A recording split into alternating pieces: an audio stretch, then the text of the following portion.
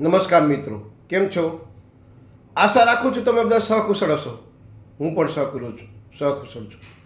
આજે ફરી એકવાર નાની એવી પણ બહુ જ સરસ સ્ટોરી લઈને તમારી પાસે આવી ગયો છું.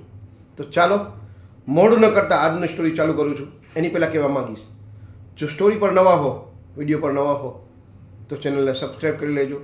વિડીયો પસંદ આવે તો એક લાઈક કરી દેજો. અને આ વિડીયો તમારા જે મોટા ભાઈ અથવા નાના ભાઈ હોય ને એને શેર કરી દેજો. કારણ કે આજનો વિડીયો છે બે ભાઈઓ વિશે, કે જ્યાં સુધી તમારો મોટો ભાઈ જીવતો હોય ને ત્યાં સુધી કોઈના બાપની તાકાત નથી તમને હરાવી શકે. અથવા તો ગમે એટલું દેણું થઈ ગયું હોય તો કોઈ તમને આંગળી ચીંધી શકે, કોઈના બાપની તાકાત નથી જ્યાં સુધી તમારો મોટો ભાઈ તમારી સાથે હોય છે. જીવનનો એક નિયમ છે સાહેબ, કે જેમ જેમ ફેમિલી મોટું થાય ને તો બધાય ભાઈઓ નોખા તો થતા જ હોય, પણ એનો મતલબ એવો નથી કે બંનેના જીવ લોહી નોખું થઈ ગયું છે. જ્યારે જ્યારે નાના ભાઈ ઉપર દુઃખ પડે ને ત્યારે મોટો ભાઈ હાજર જ હોય છે. અથવા તો ગમે ત્યારે કોલ કરે, ભાઈ મારે આની જરૂર છે, તો મોટો ભાઈ ભાઈ નહીં પણ બાપ બનીને ઊભો હોય સાહેબ નાના ભાઈના દુઃખમાં. એના ઉપર જ આધારિત એક સ્ટોરી છે. ચાલો શરૂ કરું છું. બે ભાઈ હોય છે સાહેબ, બાજુમાં જ રહેતા હોય છે, અને મમ્મી પપ્પાના ગયા પછી બે નોખા થઈ ગયા હોય છે. બંનેને સારી એવી દુકાન ભાગમાં મળી હોય છે, સરખે સરખો ભાગ પડ્યો હોય છે. મોટા ભાઈ છે એને દિવસે ને દિવસે પ્રગતિ થતી હોય છે. એક દુકાનમાંથી બે દુકાન, બે દુકાનમાંથી 3 દુકાન, એવી રીતના બહુ સારી એવી પ્રગતિ થતી હોય છે. એની જગ્યાએ નાના ભાઈને દુકાન માલ નથી વેચાતો, કસ્ટમર નથી આવતા, કોઈ ઉધાર માલ નથી દેતું. ધીમે ધીમે કદાચ એના સ્વભાવના લીધે ધંધો ચલાવવા બહુ પ્રયત્ન કરે છે. પ્રયત્ન કરતાં એને દેણું પણ થઈ જાય છે. કોઈ ઉધાર માલ દેવા તૈયાર નથી હોતો. કરવું શું છે, ધંધો હાલતો નથી. એ દરમિયાન એની સાસુએ એવું કીધું કે તમે અહીંયા આવો, મારી પાસે એક તાંત્રિક બાબા છે, હું એને સારી રીતે ઓળખું છું, તમે આવો. એવી સલાહ દે છે કે તમારા બાજુવાળા ભાઈના એક તાંત્રિક બાબા તમને એક બોતલ આપશે, એ તમારા ભાઈના ઘરે જઈને મૂકી આવજો. એ બોતલ જો તમારો ભાઈ અડશે ને તો એની બધી જ પ્રગતિ તમારા પાસે આવી જશે ને એનો ધંધો થઈ જશે અને તમારો ચાલવા મળશે. હવે આ ભાઈનો ધંધો હાલતો નહોતો, દેણા ઉપર દેણા વાળાના ફોન આવતા. કંઈ વિચાર્યા વગર એ તો જતો રહ્યો અને તાંત્રિક આગળ વિધિ કરાવી લીધી. એ બોતલ લઈને આવી અને એના ભાઈના બારણા પાસે મૂકી દીધી છે. બારણા પાસે મૂકી, એની પત્ની સવારમાં ઉઠે તો જોવે છે કે સવારમાં કોઈક બોતલ મૂકી ગયું. સીસીટીવી કેમેરામાં ચેક કરે છે તો જોવે છે કે એનો નાનો ભાઈનો દેર હતો. તરત જ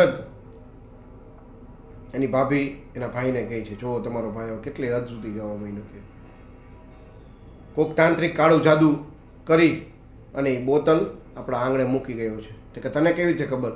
મારા ભાઈ જ છે. કે મને ખબર જ હતી. કે તમે નહીં માનો, પણ આપણા જે સીસીટીવી કેમેરા છે એ વિડીયો કેદ થઈ ગયો છે, તમે જુઓ. હવે કે આટલી હદે કે કોઈ નાનો ભાઈ જઈ શકે? કે તમે ચિંતા ન કરો, કે મારા મમ્મી એક મોટા તાંત્રિકને જાણે છે, કે આપણે એની પાસે જઈ અને ભાઈને સબક શીખવવો જ પડશે, કે હવે નહીં આવે. ઝઘડા બગડા તો ઠીક છે, પણ હવે તાંત્રિક વિધિ સુધી આવી ગયો. કે નાનો ભાઈ, મોટો ભાઈ કે શાંતિ રાખ, એ મારો નાનો ભાઈ છે, એને કંઈક તકલીફ હોય છે તો એ કંઈક આવું કર્યું છે. એ બોતલ લઈ અને નાના ભાઈના ઘરે જાય છે, ટેબલ ઉપર મૂકે છે. શું છે આ બધું? આ બોતલ શું છે? કે કેમ મારા ઘરે ત્યાં મૂકી? કે આટલું બધું તારે ઓલું કહી ગયું કે ભાઈનો વિચાર પણ ન આવ્યો? અરે કંઈ તકલીફ હોય તો મને કે, જે પણ તકલીફ હશે હું તને સોલ્વ કરી દઈશ. મારા તરફથી કંઈ તકલીફ હોય, મારા ઘરના કંઈ તકલીફ હોય કંઈ હોય તો કે. ભાઈ રડવા માંડ્યો. ભાઈ કે મારો ધંધો બિલકુલ હાલતો નથી, કે દેણા ઉપર વાળાના ફોન આવે, દેણું પણ ખાસું થઈ ગયું છે લાખો રૂપિયાનું, અને કોઈ મને માલ દેવા તૈયાર નથી, કે કરું શું? કે હું આમાં ડિપ્રેશનમાં આવી ગયો હતો, અને ડિપ્રેશન દરમિયાન મારા સાસુએ મને કીધું કે હું તાંત્રિકને જાણું છું, તમને વિધિ એક બોતલમાં વિધિ કરી દે છે, એ બોતલ છે તમારા ભાઈના દરવાજે મૂકે, એ બોતલ તમારો ભાઈ અડશે ને તો એની બધી પ્રગતિ તમારામાં આવી જશે, તમારા ભાઈનો ધંધો બિલકુલ ઠીક થઈ જશે. મોટો ભાઈ કે તારો ધંધો જો ચાલતો હોય ને નાના ભાઈ, તમારો જીવ પણ આજે છે, લે આ બોતલને અડ્યો, હવે તારે જે કરવું હોય ને કરજે તમ તારે, મને કોઈ વાંધો નથી.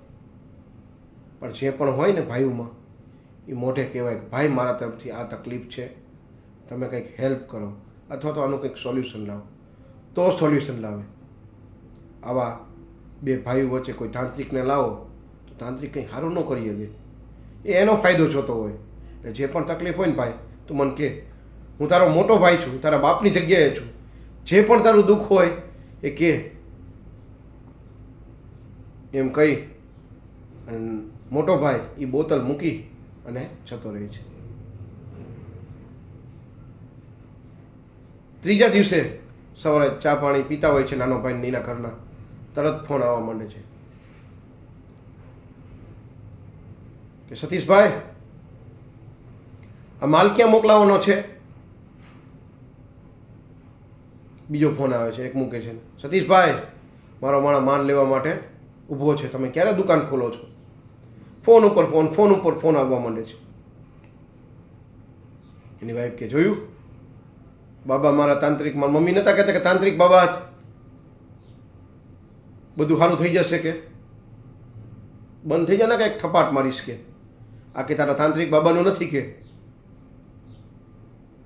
આ મારા મોટા ભાઈનું કરેલું છે, તું જોજે, હું માર્કેટમાં જાઉં છું, અમને ખબર પડે. માર્કેટમાં તપાસ કરે તો એના મોટા ભાઈએ એનું બધું જ દેણું ચૂકવી દીધું હોય છે સાહેબ, અને માલના એડવાન્સ પૈસા પણ અહીંયા ચૂકવી દીધા હોય છે. આંખમાંથી જર્જરી આંસુ લઈ અને ભાઈના ઘરે જાય છે, ત્યાં ભાઈ દુકાને જતો હોય છે. ભાઈ મેં તમારા આટલું બધું ખરાબ કર્યું તોય તમે મારું માર્કેટમાં બધું દેણું પૂરું કરી દીધું, ઉપરાંત મારા જે માલ નહોતો એ માલના પૈસા પણ એડવાન્સ આપીને મારા દુકાનમાં માલ ભરાઈ દીધો. એમ કહી અને બંને ભાઈએ ભેટી અને રડવા લાગે છે નાના ભાઈ, ભાઈ મને માફ કરી દેજો. એટલે જીવનમાં સાહેબ ગમે ત્યારે ગમે એટલા બાયજા હોય, ગમે એટલા બોયલા હોય, પણ ભાઈ ભાઈ જ હોય છે. જેટલું તમારું લોહીને બળશે ને એવું બીજા કોઈને નહીં બળે. એટલે ભવિષ્યમાં કંઈ તકલીફ હોય નાના ભાઈને મોટા ભાઈ તરફથી અથવા મોટા ભાઈને નાના ભાઈ તરફથી, તો એકવાર શાંતિથી બેસીને વાત કરવી. સાહેબ ઇતિહાસ ગવા છે સાહેબ કે ભાઈ ભાઈ જ્યારે નોખા પડે ને તો ત્રીજાને જ ફાયદો થતો હોય છે.